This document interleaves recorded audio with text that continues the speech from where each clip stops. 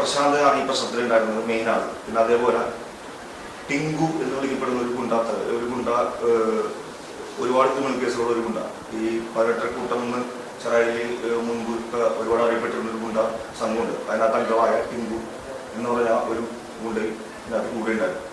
ഈ ടിങ്കുവും പ്രശാന്തും വൻതോതിൽ MDMA അടക്കം ചെറായിൽ റിസോർട്ട് കേന്ദ്രീകരിച്ചു, മുനമ്പം ഫിഷിംഗ് ഹാർബർ കേന്ദ്രീകരിച്ചൊക്കെ വൻതോതിൽ MDMA അടക്കം സപ്ലൈ ചെയ്യാനായിട്ട് എല്ലാവർക്കും അറിയാവുന്നതാണ്.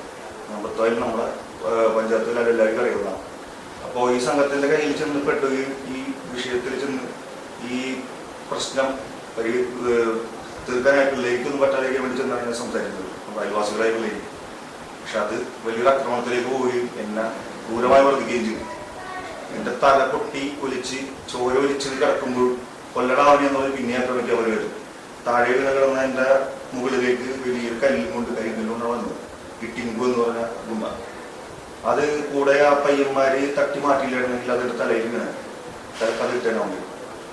അങ്ങനെ സംഭവിച്ചിട്ടുണ്ടെങ്കിൽ ഞാൻ കുടിയിരിക്കുമെന്ന് എനിക്കറിയില്ല. അപ്പോൾ അത്രയും വലിയ ക്രിമിനൽസം അവിടെ.